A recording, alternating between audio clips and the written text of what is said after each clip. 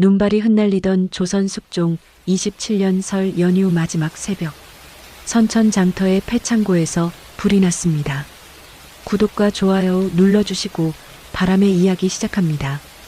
불길은 하늘을 붉게 물들이며 타올랐지만 이상하게도 오래가지 않았습니다. 마치 누군가 일부러 피웠다가 급히 끈 것처럼 불은 창고의 절반만 태우고 사그라졌습니다. 장정들이 달려와 잔불을 정리하던 그때 잿더미 속에서 발견된 보따리 하나가 모든 이의 숨을 멎게 만들었습니다. 보따리 안에는 생후 며칠밖에 되지 않은 아기가 울고 있었습니다. 불에 타야 마땅할 상황에서 아기는 단 한 군데도 다치지 않은 채 살아 있었습니다. 아기를 처음 발견한 사람은 장터를 돌며 종이와 해진 책을 팔던 사내 박문수였습니다. 그는 불이 꺼진 폐창고 옆에서 무언가에 발이 채인 순간 온몸에 소름이 돋았다고 했습니다. 처음엔 동물인 줄 알았소. 그런데 그게 사람의 울음이었습니다. 보따리를 열자 아기와 함께 명주 두루마리 한 장이 담겨 있었습니다. 박문수는 떨리는 손으로 두루마리를 조심스럽게 펼쳤습니다. 먹이 번진 글씨가 삐뚤빼뚤 적혀 있었습니다.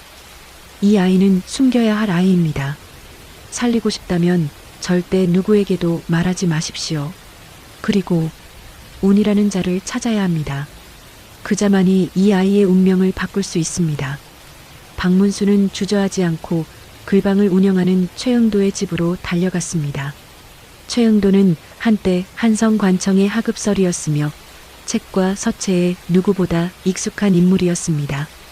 그는 10년 전 알 수 없는 이유로 벼슬을 그만두고 이곳 선천에 내려와 글방을 열었습니다. 문을 두드린 박문수는 헐떡이며 외쳤습니다. 형님, 아이를 하나 주었습니다. 그런데 보통 일이 아닙니다. 이 글씨 좀 봐주십시오. 최응도는 두루마리를 조심스럽게 펼쳤습니다. 그의 얼굴이 단숨에 굳어졌습니다. 손끝이 미세하게 떨리기 시작했습니다. 이건 붓글씨가 아니오. 예, 조정 내각에서나 쓰던 궁체요. 그것도 정교를 직접 기록하는 내금이 출신 중에서도 극히 일부만 쓸 수 있는 서체입니다. 최응도는 두루마리 끝에 찍힌 희미한 문양을 손가락으로 짚었습니다. 그리고 이 문양, 형틀 문양입니다. 10년 전 숙종의 황국 정치 때 처형당한 외척 가문에서 쓰던 상징과 유사합니다. 그럼 이 아이는? 쉿! 이런 말은 입 밖에 꺼내는 게 아니오. 최응도는 창문 밖을 살피고 목소리를 낮췄습니다. 문수, 오늘 일은 없었던 거로 하시오. 이 아이는 우리가 맡겠소. 아기는 최응도 부부에게 맡겨졌습니다. 최응도의 아내 강씨는 아이를 품에 안는 순간 눈물을 흘렸습니다. 그들 부부에겐 아이가 없었기 때문입니다. 이름은 뭐라고 지을까요? 수린, 빼어날 수의 기린린, 하늘이 보낸 기린아라는 뜻이요. 그날 밤 강씨가 아기의 베네쩌고리를 갈아입히다가 이상한 것을 발견했습니다. 천으로 감싸진 아기의 왼손이 무언가를 꽉 쥐고 있었던 것입니다. 조심스럽게 손을 펴보니 작은 종이 조각 하나가 나왔습니다. 종이는 구겨져 있었지만 글씨는 또렷했습니다. 말을 믿지 마라. 눈을 보라. 최응도는 그 종이를 보고 한참을 침묵했습니다. 그리고 아내에게 말했습니다. 여보, 이 아이는 평범한 운명을 타고난 게 아닌 것 같소? 시간이 흘러 수리는 5살이 되었습니다. 말수가 적고 낯을 가리는 아이였지만 또래와는 확연히 다른 점이 하나 있었습니다.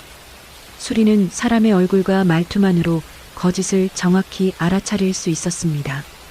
처음 그 능력이 드러난 것은 장터였습니다. 저 아줌마는 지금 거짓말하고 있어요.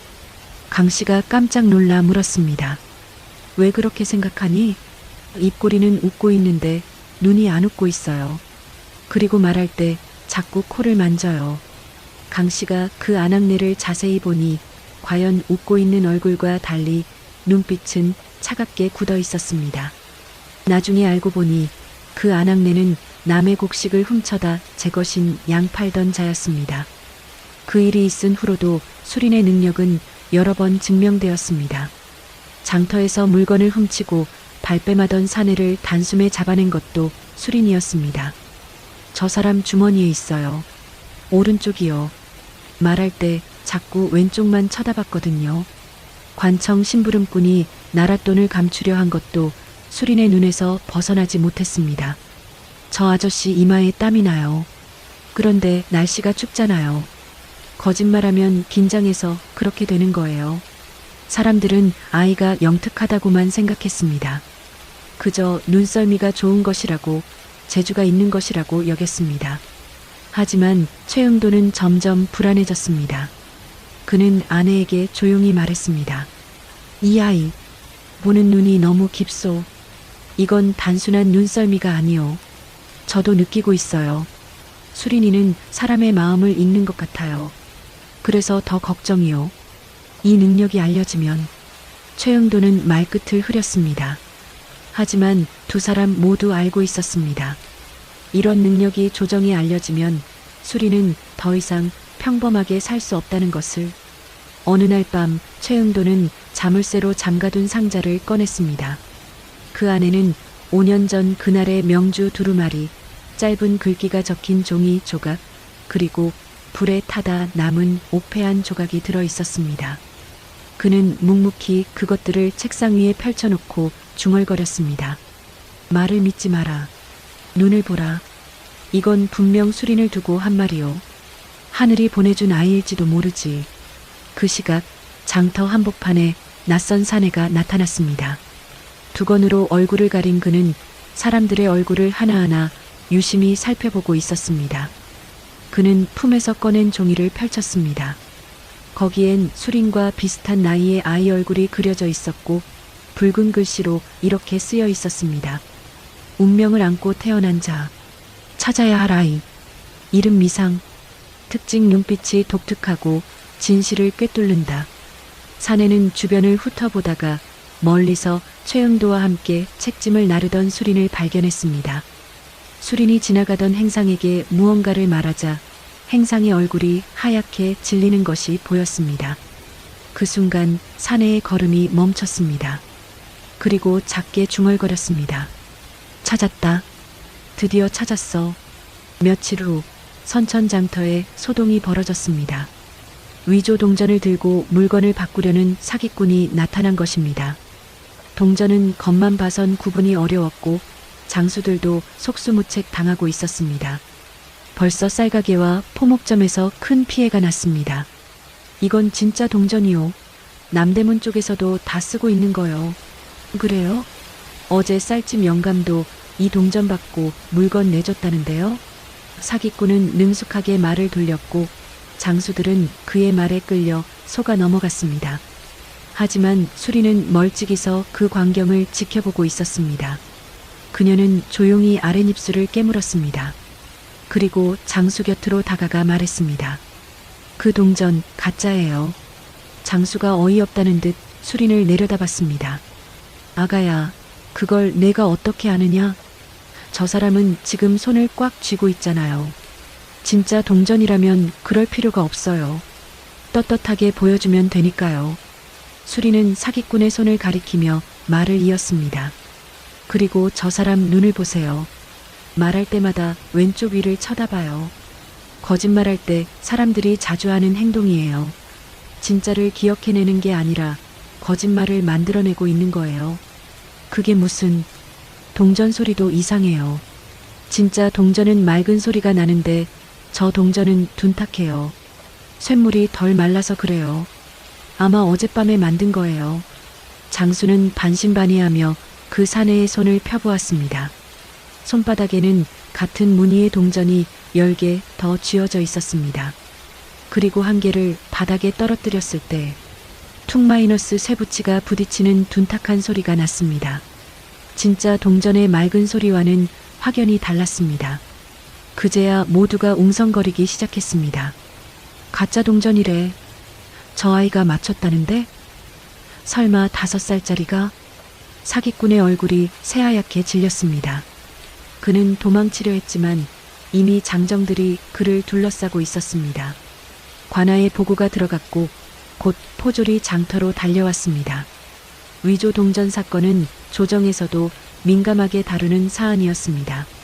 화폐의 신뢰가 무너지면 나라 경제가 흔들리기 때문입니다. 수린 역시 포졸들 앞에 불려나갔습니다. 선천 현감까지 직접 나와 수린을 바라보았습니다. 너는 이 동전이 가짜인 걸 어떻게 알았느냐? 수린은 또박또박 대답했습니다. 그 사람 말이 흔들렸어요. 같은 말을 할 때마다 조금씩 다르게 말했어요. 진짜 기억이라면 그렇게 바뀌지 않거든요. 또 뭘 봤느냐? 손도 자주 움직였고 눈이 깜빡거렸어요. 목소리가 점점 높아졌고 말이 빨라졌어요. 거짓말하는 사람들이 자주 하는 행동이에요. 수리는 잠시 멈추었다가 덧붙였습니다. 그리고 그 사람은 겁을 먹은 눈이었어요. 자신감 있는 사람의 눈이 아니었어요. 포졸들은 당황한 얼굴로 서로를 바라보았습니다. 5살짜리 아이가 말한 내용이라고 보기엔 너무 졸이 있었고 구체적이었습니다. 현감은 한참을 수린을 바라보다가 말했습니다. 이 아이, 예사롭지 않구나. 그날 이후 수린은 장터 사람들 사이에서 진실을 보는 아이라는 별명을 얻게 되었습니다. 좋게 말하면 영특하고 나쁘게 말하면 불길한 눈이라는 말도 돌았습니다. 어떤 장수는 그녀를 보면 상을 얻고 도망쳤고 어떤 이들은 아예 눈도 마주치지 않았습니다. 최영도는 마음이 무거워졌습니다. 그날 밤 그는 아내와 마주 앉아 말했습니다. 여보, 이 아이 점점 평범한 길을 벗어나고 있어. 저도 느끼고 있어요. 수린이는 그냥 아이가 아니에요. 하지만 우리가 지켜야 하오. 무슨 일이 있어도. 강 씨는 고개를 끄덕이며 남편의 손을 잡았습니다. 그럼요. 수린이는 우리 딸이에요. 하늘이 우리에게 보내준 아이예요. 위조 동전 사건이 있은 지 며칠 후, 며칠 전 장터에 나타났던 두건 쓴 사내가 다시 모습을 드러냈습니다. 그는 수린이 사건을 해결했다는 소문을 듣고 잠시 몸을 숨겼다가 이번엔 관아 주변을 어슬렁거리기 시작했습니다. 눈으로 거짓을 본다. 틀림없다. 그 아이가 맞아. 그날 저녁 최응도는 낯선 기척을 느꼈습니다. 글방 뒷뜰에 놓아둔 항아리 뚜껑이 열려 있었고 안에 있던 보자기가 사라져 있었습니다. 그 보자기 안에는 5년 전 아기 수린과 함께 발견된 명주 두루마리와 종이 조각 그리고 옥패 조각이 들어 있었습니다. 누군가 다녀갔소. 최응도는 창백한 얼굴로 아내를 바라보았습니다. 여보, 그 종이 수린이가 읽은 적 있소? 아니에요. 절대로요. 아직 글도 잘 모르는 나이잖아요.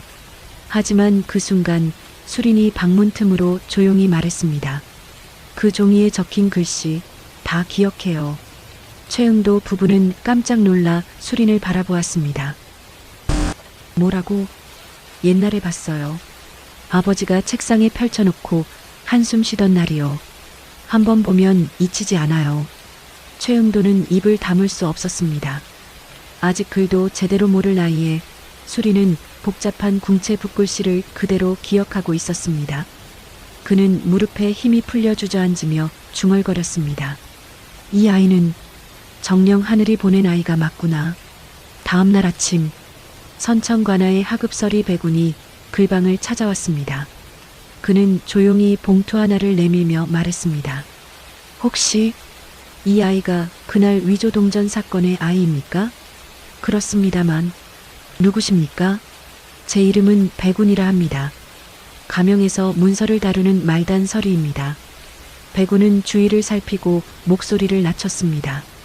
조정에서 내려온 밀문을 한 장 받았습니다. 아주 오래전에요. 밀문이요? 예.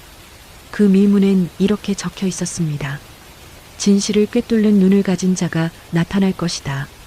그 아이가 나타나면 본조에 즉시 보고하라. 최응도의 얼굴이 굳어졌습니다. 그래서 보고하러 오신 겁니까? 배군은 고개를 저었습니다. 아닙니다. 저는 이 밀문이 이상하다고 느꼈습니다. 왜 조정에서 5살짜리 아이를 찾는 겁니까? 무언가 숨겨진 게 있습니다. 그는 봉투 안에서 종이 한 장을 꺼내 펼쳤습니다. 한지 위엔 낯선 문장이 적혀 있었습니다. 그 눈은 하늘이 감춘 피를 밝히는 열쇠다. 강씨 부인은 얼굴이 하얘졌습니다. 이게 그냥 말이 아니라 예언 같은 글이잖아요. 백우는 고개를 끄덕였습니다. 저도 그렇게 생각합니다. 그래서 왔습니다. 이 아이를 조정에 넘기면 무슨 일이 벌어질지 모릅니다. 그로부터 며칠 후 관아에서 파견된 심사령이 선천에 도착했습니다. 그는 말이 적고 눈빛이 차가운 자였으며 백운보다도 몇 급 위에 있는 관리였습니다. 검은 도포를 입은 그의 모습은 마치 저승사자 같았습니다. 심사령은 수린을 보기 전 먼저 최응도 부부를 불렀습니다. 그 아이 위조화폐 사건을 어찌 그리 정확히 간파했는가? 그저 관찰력이 남다를 뿐입니다. 5살짜리 아이가 범죄자를 집어내는 나라. 그것도 웃기지 않소? 심사령은 서류를 한 장 꺼냈습니다. 종이는 오래됐고 물에 젖었다 마른 흔적이 있었습니다. 거기엔 구겨진 듯한 옥패 조각의 그림과 낯선 문양이 함께 그려져 있었습니다. 혹시 이걸 본 적 있소? 못 봤습니다. 심사령의 눈이 가늘어졌습니다. 거짓말하면 안 돼요. 이건 조정의 일이니. 그때 수린이 방 안에서 나와 심사령을 똑바로 바라보았습니다. 그녀의 눈이 심사령의 얼굴을 훑었습니다. 아저씨, 지금 거짓말하고 있어요. 심사령의 눈이 커졌습니다. 뭐라고? 아저씨는 그 옥패가 뭔지 이미 알고 있어요. 모르는 척하면서 물어보는 거예요. 눈이 그렇게 말하고 있어요. 순간 공기가 얼어붙었습니다. 심사령은 낚아챈 듯한 눈빛으로 수린을 바라보았습니다. 이 아이, 소문대로구나. 그는 자리에서 일어나며 말했습니다. 이 일은 더 이상 선천에서 다룰 수 없는 문제요. 이 아이는 한성으로 데려가 조사해야 하오. 심사령의 선언 후 글방에는 무거운 침묵이 내려앉았습니다. 최응도는 단호하게 말했습니다. 이 아이는 우리 딸이요. 조정의 손에 맡기면 다시는 돌아오지 못할 것이요. 그건 당신이 결정할 문제가 아니요. 심사령이 돌아서려는 순간 백운이 품에서 서찰을 꺼냈습니다. 잠깐요. 이걸 보십시오. 서찰에는 서울 가명 부승지의 직인이 찍혀 있었습니다. 그 아이를 단독으로 이동시키는 행위는 절대 금함. 함부로 접촉할 경우 사헌부 조사가 동반될 것임. 심사령의 얼굴이 굳어졌습니다. 이건 어디서 났소? 저도 조정 사람입니다. 밀문만 내려오는 게 아니에요. 심사령은 이를 악물었습니다. 좋소. 하지만 날 막은 만큼 각오는 해두시오. 그는 포졸들을 거느리고 관아를 떠났습니다. 하지만 모두가 알고 있었습니다. 이건 끝이 아니라 시작이라는 것을. 그날 밤 장터에서 여관을 하던 장매가 글방을 찾아왔습니다. 그녀는 30대 초반의 여인으로 어머니를 일찍 여의고 혼자 여관을 운영하고 있었습니다. 수린 양을 도우러 왔습니다. 최응도가 의아한 눈으로 물었습니다. 왜? 우리를 돕겠다는 겁니까? 장매는 품에서 낡은 천조각 하나를 꺼냈습니다. 그 위엔 오래된 문장이 흐릿하게 새겨져 있었습니다. 옥패가 불탔던 밤 진실은 무덤에 묻혔다. 하지만 그 아이가 살아있다면 언젠가 빛이 이를 밝혀줄 것이다. 장매의 눈에 눈물이 고였습니다. 이 문장은 제 어머니가 생전에 남긴 글이에요. 어머니는 선천 관아의 기록 관리인이었어요. 관아의 기록 관리인? 예. 10년 전 옥패 분실 사건 이후 어머니는 정체불명의 실종을 당하셨어요. 아무 소식도 없이 사라지셨어요. 장매는 천조각을 펼쳐 보였습니다. 이 천엔 수린이라는 이름이 적혀 있어요. 어머니가 마지막으로 남긴 글씨예요. 최응도는 놀라 천을 받아들었습니다. 그 서체는 명주 두루마리의 글씨와 똑같았습니다. 그럼 당신 어머니가 수린을 살린 겁니까? 아마도요. 하지만 증거가 없어요. 그래서 수린 양을 도우려는 거예요. 어머니의 진실을 알기 위해서요. 장매는 그 후로 최응도 가족과 함께 지내게 되었습니다. 수리는 장매 언니를 따랐고 장매도 수린을 진심으로 아꼈습니다.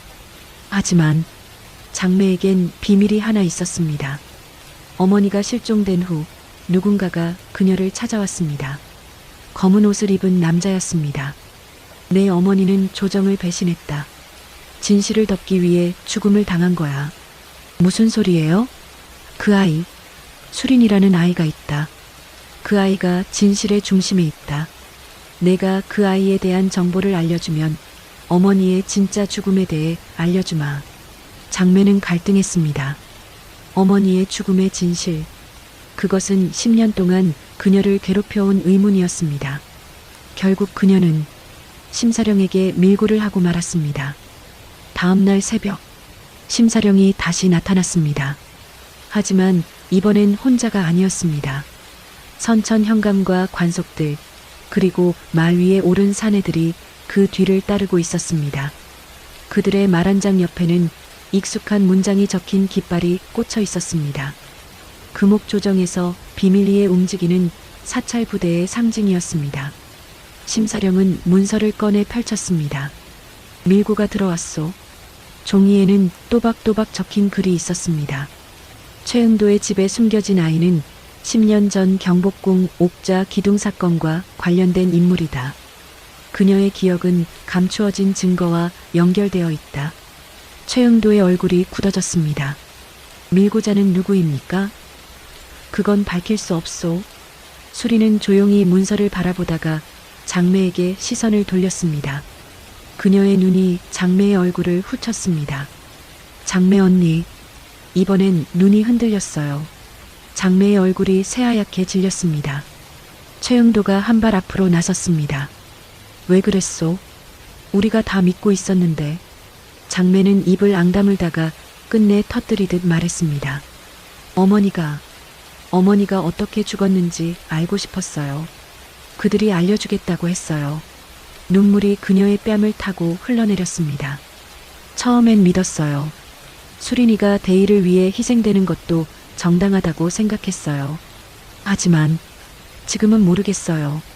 그 순간 글방 바깥에서 화살이 날아들었습니다. 창살이 깨지고 벽이 무너졌습니다. 검은 옷을 입은 자들이 담장을 넘어 쏟아져 들어왔습니다. 금옥부대의 암살조였습니다. 심사령이 크게 소리쳤습니다. 복병이다. 잡아라. 혼란 속에서 최응도는 수린을 품에 안고 뒤편 광으로 뛰었습니다. 백운이 검을 빼들고 금옥부대 병사들을 막아섰습니다. 장매가 망설이다가 그들을 뒤따랐습니다. 이 길로 나가면 산길이 연결돼요. 제가 안내할게요. 수리는 장매를 바라보았습니다. 언니, 왜 도와주는 거예요? 언니가 밀고 한 거잖아요. 장매의 눈에서 다시 눈물이 흘렀습니다. 미안해, 수리나.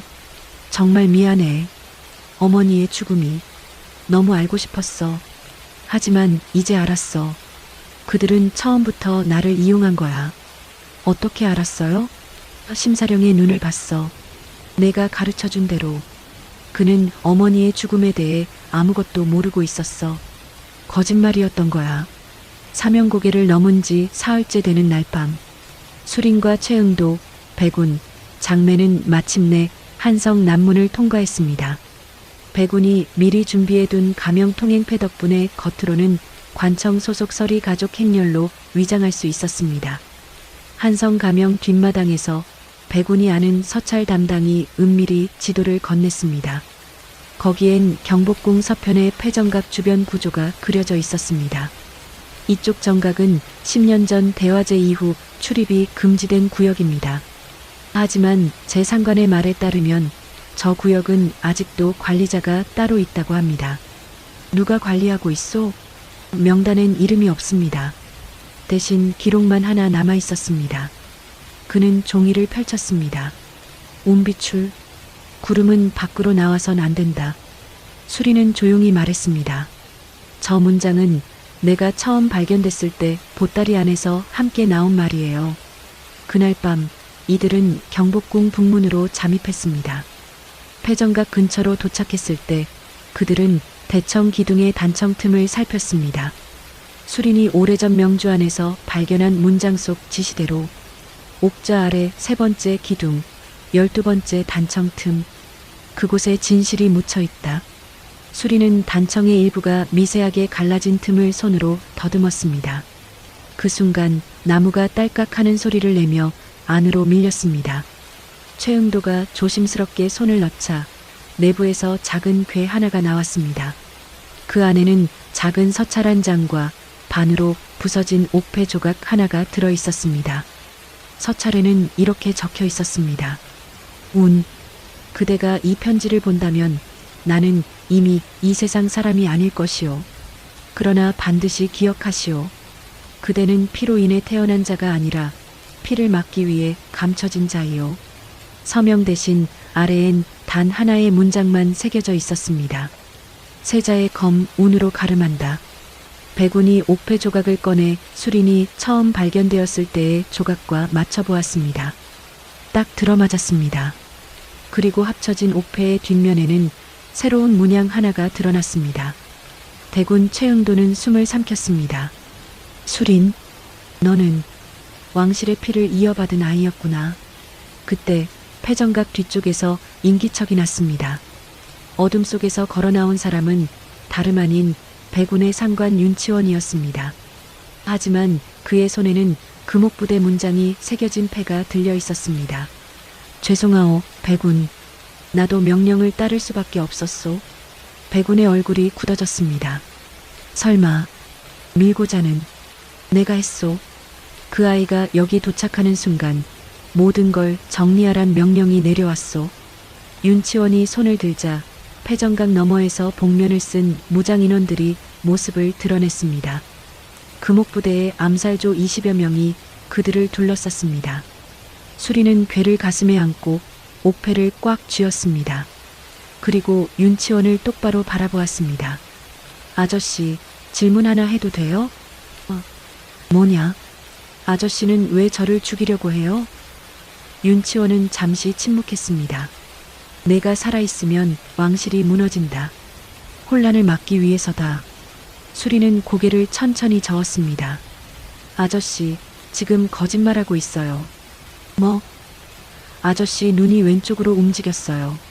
기억을 떠올리는 게 아니라 만들어내고 있었어요. 그리고 목소리가 떨렸어요. 아저씨는 혼란을 막기 위해서가 아니에요. 수리는 한 발 앞으로 나섰습니다. 아저씨가 진짜 두려워하는 건 제가 살면 들통날 누군가의 비밀이에요. 맞죠? 윤치원의 얼굴이 일그러졌습니다. 이 어린 것이 그 누군가는 아저씨보다 높은 사람이에요. 아저씨는 그 사람이 무서운 거예요. 눈이 그렇게 말하고 있어요. 그때 패정각 입구에서 또 다른 발소리가 들렸습니다. 검은 도포를 입은 남자가 천천히 걸어 들어왔습니다. 대사관 심원, 조정에서 사헌부를 총괄하는 권력자였습니다. 윤치원, 아직도 처리를 못했느냐? 윤치원이 고개를 숙였습니다. 죄송합니다, 대감. 생각보다 쉽지 않았습니다. 심원은 수린을 내려다보았습니다. 이게 그 아이냐? 진실을 본다는 아이가. 수린은 심원의 눈을 똑바로 바라보았습니다. 그리고 천천히 말했습니다. 아저씨가 제일 나빠요. 심원의 눈이 가늘어졌습니다. 뭐라고?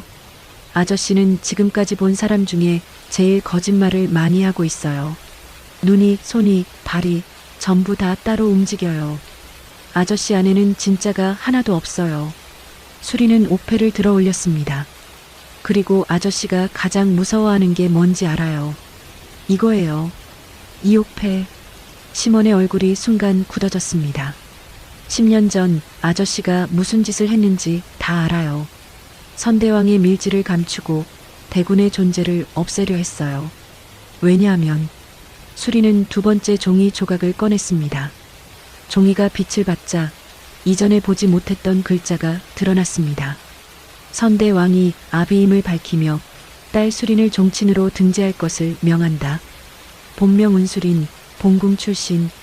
대사관 심원은 이 문서의 존재를 알면서도 숨겼음을 밝힌다. 모두가 숨을 멈췄습니다.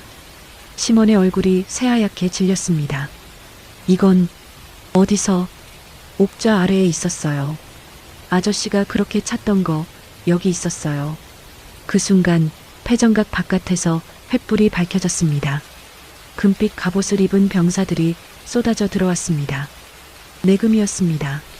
그리고 그 중심에 왕의 밀지를 들고 있는 젊은 관리가 서 있었습니다. 심사령이었습니다. 대사관 심원, 왕명이요. 심원의 눈이 커졌습니다. 이게 무슨... 전하께서 10년 전 일을 재조사하라 명하셨소. 그리고 방금 이 아이가 말한 내용 모두 들었소. 심사령은 차갑게 말했습니다. 처음부터 나는 그대를 의심하고 있었소. 선천에서의 일도 금옥부대를 움직인 것도 전부 조정의 명령이 아니라 그대의 사사로운 명령이었소. 심원이 발을 동동 굴렀습니다. 이건 함정이야. 나를 모함하려는 거야. 수린이 조용히 말했습니다. 아저씨, 지금도 거짓말하고 있어요. 눈이 너무 빨리 움직여요. 그리고 손이 떨리고 있어요. 내금이 병사들이 심원을 둘러쌌습니다.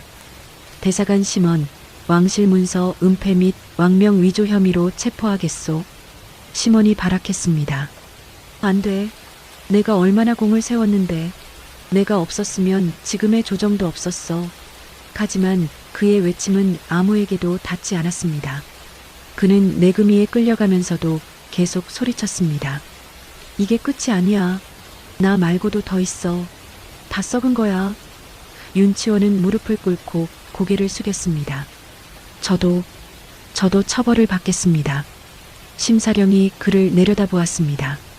그대는 명령에 따랐을 뿐이니 왕께서 판단하실 것이오. 하지만 한 가지 물어보겠소. 말씀하십시오. 그대는 왜 끝까지 저 아이를 죽이지 못했소? 윤치원은 잠시 침묵했습니다. 그리고 천천히 고개를 들어 수린을 바라보았습니다. 저 아이의 눈을 보았기 때문입니다. 진실을 보는 눈. 저런 눈을 가진 아이를 해치면 하늘이 용서하지 않을 것 같았습니다. 최영도는 수린을 꼭 껴안았습니다. 수린아, 무서웠지? 수린은 고개를 저었습니다. 아니요. 아버지가 지켜주셨잖아요. 장매가 눈물을 흘리며 무릎을 꿇었습니다. 수린아, 정말 미안해. 언니가 어리석었어. 수린은 장매의 손을 잡았습니다. 언니 괜찮아요. 언니도 속은 거잖아요. 그리고 끝까지 우리 편이 되어줬어요. 하지만 나 때문에 언니 눈이 말해줬어요. 처음엔 흔들렸지만 마지막엔 진심이었어요. 그게 중요한 거예요. 장매는 수린을 끌어안고 오래도록 울었습니다. 한 달이 지났습니다. 대사관 심원은 왕실 문서 은폐, 왕명 위조, 금옥부대 사사로운 동원 등의 혐의로 국문을 받았습니다. 그의 죄상이 하나하나 밝혀지면서 조정은 발칵 뒤집어졌습니다. 심원과 결탁했던 관리들도 줄줄이 파직되었습니다. 10년 동안 감춰졌던 진실이 하나씩 수면 위로 떠올랐습니다. 심원은 결국 유배형에 처해졌습니다. 사형을 면한 것은 그가 가지고 있던 정보가 너무 많았기 때문입니다. 하지만 유배지에서 그를 기다리는 것은 평생의 감시와 고독이었습니다. 윤치원은 심원의 명령에 따랐던 죄로 관직을 박탈당했습니다. 하지만 끝까지 수린을 해치지 않은 점이 참작되어 목숨은 건질 수 있었습니다. 그는 시골로 내려가 농사를 지으며 살기로 했습니다. 심사령은 이번 일의 공으로 승진했습니다. 하지만 그는 승진을 거부하고 대신 한 가지를 요청했습니다. 수린이라는 아이를 평범하게 살게 해주십시오. 왕실의 피를 이어받았다 해서 그 아이의 삶이 구속되어서는 안 됩니다. 왕은 그 요청을 받아들였습니다. 장매는 선천으로 돌아가 어머니의 무덤을 찾았습니다. 비로소 어머니가 왜 죽었는지 알게 되었습니다. 장매의 어머니는 선대왕의 밀지를 지키려다 심원에게 살해당한 것이었습니다. 그녀는 죽기 전 아기 수린을 폐창고에 숨기고 불을 질러 수린이 발견될 수 있도록 한 것입니다. 장매는 어머니의 무덤 앞에서 오래도록 울었습니다. 어머니, 수린이를 지켰어요. 끝까지 지켰어요. 바람이 불어와 장매의 눈물을 말려주었습니다. 마치 어머니가 고맙다고 말하는 것 같았습니다. 수리는 최응도 부부와 함께 선천으로 돌아왔습니다. 왕실의 피를 이어받았다는 사실이 알려졌지만 수리는 종친으로 등재되는 것을 거부했습니다. 저는 그냥 수린이로 살고 싶어요. 글방 선생님 딸 수린이로요. 왕은 수린의 뜻을 존중했습니다. 대신 수린에게 작은 선물을 보냈습니다. 진실을 보는 눈을 가진 자, 이 땅의 어둠을 밝히는 빛이 되어라. 수린은 그 글을 읽고 조용히 미소 지었습니다. 어느 봄날, 수린은 장터를 걷고 있었습니다. 수린아, 장매가 달려왔습니다. 손에는 작은 떡 보따리가 들려 있었습니다. 언니, 어머 많이 컸네. 이젠 정말 숙녀 다 됐다.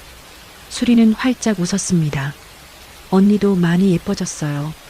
그래, 남자친구가 생겼거든. 정말요? 눈 보여줘요. 진짜인지 확인해 볼게요.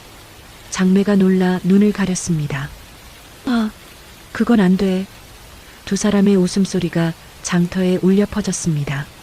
글방으로 돌아온 수리는 책상 앞에 앉았습니다. 서랍을 열자 그 안에 옥패와 명주 두루마리가 보였습니다. 수리는 잠시 그것들을 바라보다가 다시 서랍을 닫았습니다. 언젠가 이 진실이 필요한 날이 오겠죠. 최응도가 방문을 열고 들어왔습니다. 수리나 밥 먹자. 네, 아버지. 수리는 일어서며 창밖을 바라보았습니다. 하늘엔 구름 한 점 없이 맑은 햇살이 쏟아지고 있었습니다. 말을 믿지 마라. 눈을 보라.